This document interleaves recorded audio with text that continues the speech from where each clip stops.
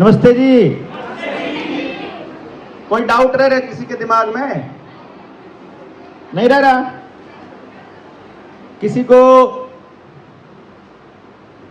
अभी तक, वैसे मैं सही बताऊं, हम ये बात कहने लायक अभी हुए नहीं कि किसी को कैसा महसूस हो रहा है, क्योंकि अभी हमने काम शुरू किया नहीं है।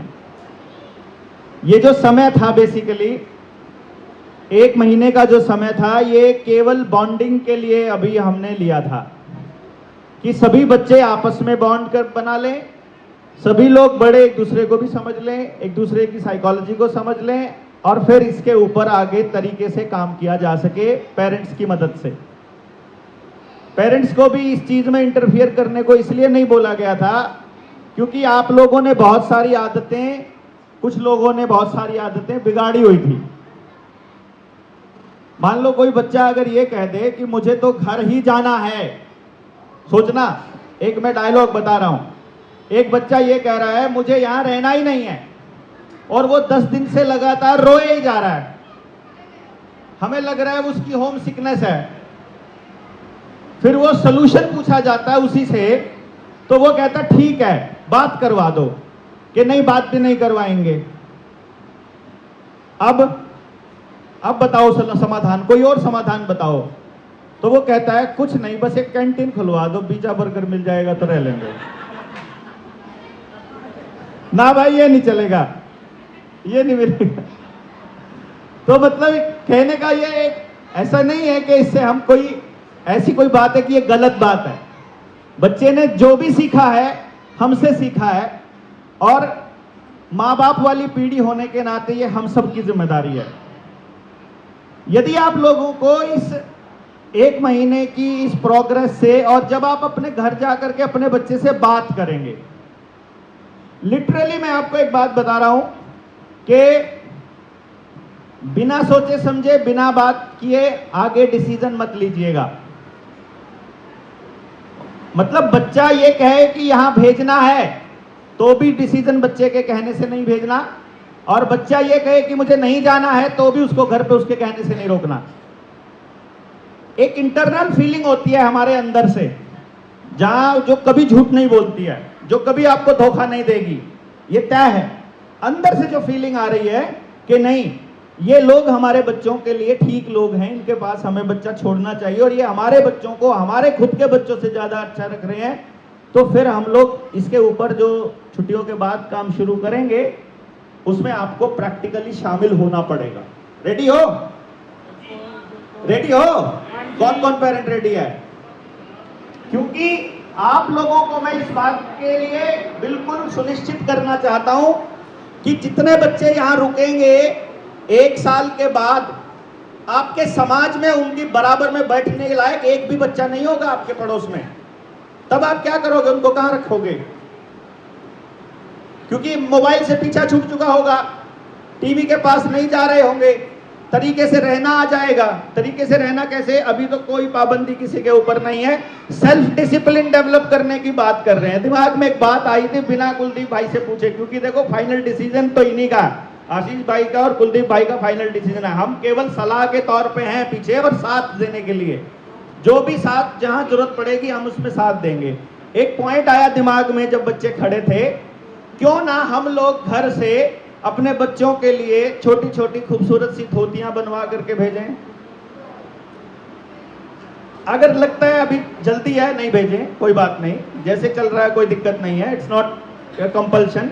लेकिन जब बच्चे अपने आप को, क्योंकि देखिए हम क्या खाते हैं, क्या पहनते हैं, क्या बोलते हैं, कहाँ रहते हैं, दिनचर्या क्या है, उन सब चीजों का हमारे पूरे डीएनए के ऊपर असर पड़ता है। इसको समझाते समझाते लंबा अरसा भी हो गया, इस पर चर्चा अभी नहीं करेंगे। मेन मुद्दा यह है कि जो चीजें सुधरनी है आने वाले वक्त में, उसमें आपका बराबर पार्टिसिपेशन चाहिएगा। आपको अपने जीवन के कुछ दिन, मतलब हफ्ते के कुछ दिन आपको निकालने पड़ेंगे कहीं ना कहीं डिवोट करने के लिए। आप अपने पड़ोस पे ही डिवोट कीजिएगा चाहे, क्योंकि आपको अपना पड़ोस तो कम से कम अपने बच्चे के रहने लायक बनाना ही पड़ेगा। और इसके लिए प्रैक्टिकल हमने शुरू किया हुआ है, मेरा गांव फफड़ाना, उसमें हमने कार्यक्रम स्टार्ट किया हुआ है। अभी हम पूरे गांव को इस थॉट प्रोसेस को दे रहे हैं। जून के महीने में आप में से किस किस ने एजुकेशन की बेसिक ट्रेनिंग कर रखी है? बताइएगा एक बारी हाथ खड़ा करके, जिसने कर रखी है। आगे सीखना चाह रहा है कौन कौन है जो आगे सीखना चाह रहा है? तो जून के महीने में ये प्रैक्टिस हम लोग अपने गांव में करने वाले हैं। तो जून के बाद जिन बच्चों की काउंसलिंग नहीं हुई है और हुई है, जिन बच्चों को करियर का दूसरी चीजों के बारे में डिस्कशन करना है, वो छुट्टियों के बाद हम लोग यहीं पर प्रैक्टिकली सभी बच्चों को कवर करेंगे। नया बच्चा अब अगर कोई नहीं आए तो ज़्यादा बेटर है, किसी को स्पॉन्सर अभी मत करिएगा, किसी को मत कहिएगा। हमारे पास जो एक दिक्कत जो शेयर की थी कुलदीप भाई ने, मैं इनसे पूछे बिना ही आप सबके बीच में रख रहा हूँ ये, कि जो पिछले स्कूल में जो हमने फाउंडेशन बनाने के लिए जो खर्चा हुआ था वो एक तरह से वेस्ट हो गया। हम प्रोफेशनल्स नहीं हैं, हम लोगों को प्रॉफिट सोच करके हमने आप लोगों को नहीं बताया था, हमने बताया था इतना खर्चा आएगा। जो खर्चा हमने 3 महीने का सोचा था वो हमने वहां पर लगा दिया। इसलिए हमारा सजेशन भी है कि अगर कुलदीप भाई आप सबके बीच में उसका टोटल मोटा मोटा एक्सपेंसिव दे देंगे कि आप सब लोगों में से इतना कलेक्शन हमारा हुआ था, इतना दान आया था, उसमें से हमारा इतना खर्च हो चुका है। अब एक्सपेंसेस के लिए अगर थोड़ा बहुत बर्डन आपको लेना पड़े तो मैं ये रिक्वेस्ट करूंगा आप सबसे कि आप में से कोई भी अपनी जेब से पैसा ना दे करके अपने पड़ोस से डोनेशन इकट्ठी करके लाएं गुरुकुल के नाम पर। मतलब वो पैसा हम नहीं चाह रहे हैं कि वो आपके ऊपर बर्डन उसका पड़े, यदि समाज को इसमें शामिल करना है, क्योंकि चर्चा चलेगी ना इस बहाने से चर्चा चलेगी। 1 साल बाद आपसे हमसे पूछने वाले लोग होंगे, अरे तुमने वो गुरुकुल भी तो शुरू किया था, उसका क्या किया, अरे तुमने वो लोग भी तो करे। तो हमारे ऊपर एक तरह से जितना हम समाज में अपने गुरुकुल का प्रचार करेंगे, जितना अपने भारत कुल की चर्चा करेंगे, उतना हमारे ऊपर जिम्मेदारी बढ़ेगी कि भाई हम लोग ये करने वाले हैं अपने बच्चों के लिए। और जब 1 साल के बाद हमारे बच्चों के अंदर आए हुए जो बदलाव हैं, यदि हमें ये लगे कि यार ये तो आसपास के हर बच्चे में होना चाहिए, तो फिर आपको वो प्रयास शुरू करना है कि एक शिष्यकुल, एक गुरुकुल आपके ही वहां चालू हो जाए। मतलब वहीं पर हल्के हल्के ये प्रोसेस अपने आप होगी, इसके अंदर से ऐसे आएगी कि हाँ यार वो बच्चों को आशीष भाई, कुलदीप भाई संभाल के रखे हुए हैं, तो मेरे बच्चे पे जो मुझे मेहनत करनी थी वो मैं अपने गांव में थोड़ा सा कर लेता हूं। इतना तो कर ही सकते हैं ना। वे आपकी सिरदर्दी ले ली हमने, तो आप थोड़ा सा और दूसरा काम कर लीजिए। एक टास्क बच्चों के लिए दे रहा हूं भाई, सभी बच्चे ध्यान दो, जूनियर सीनियर सारे। अगर आप लोगों को आपके माँ बाप घर में पढ़ने के लिए बोलते हैं, अगर आपको बोलते हैं कि पढ़ाई कर लो, तो कंडीशन ये होगी कि मम्मी और पापा दोनों 2-2 घंटे पढ़ेंगे बैठ करके किताब उठा के, चाहे कुछ भी पढ़ो। नहीं तो पढ़ने के लिए, अगर माँ बाप नहीं पढ़ रहे हैं तो तुमको पढ़ने के लिए नहीं बोलेंगे। ये क्लियर है ना? सही है ना भाई? बताओ किसी पेरेंट को आपत्ति है तो कुछ ही पढ़ो, कॉमिक्स पढ़ो, नॉवेल पढ़ो, जासूसी कहानियां पढ़ो, लव स्टोरीज पढ़ो, फिल्मों की कहानियां, हमें कुछ नहीं पता, पढ़ना है बस, चाहे जो मर्जी पढ़ो। ये नहीं कह रहे कि तुमको भगत सिंह पढ़ना है, वो जो पढ़ना है, अपना इंटरेस्ट डेवलप होते होते बन जाएगा। वरना कोई पेरेंट अपने बच्चे को पढ़ने के लिए नहीं बोलेगा, अगर बोलेगा तो खुद पढ़ना पड़ेगा 2 घंटे। सभी बच्चों ने बोलना है पहले किताब उठा के बैठो बराबर में, हम तब पढ़ेंगे। नहीं बैठ रहे हैं तो नहीं पढ़ेंगे।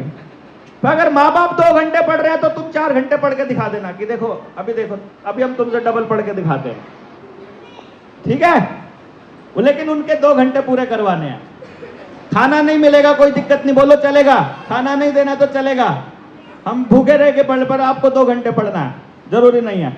ये प्रोसेस है, वरना कोई पेरेंट बोल नहीं देगा, ठीक है ना? अपना जाकर के कमान ले लो हाथ में, और रिसर्च अपने प्रोजेक्ट तुमने ले लिए हैं, अपने प्रोजेक्ट्स के ऊपर चर्चा करनी है, माँ बाप के साथ बैठ करके देखो इसमें क्या क्या चीजों की जरूरत पड़ती है। आप लोग छुट्टियों में उसके ऊपर कुछ काम कर सकते हो तो ठीक है, नहीं तो यहाँ आने के बाद फिर अपन यहाँ कर लेंगे।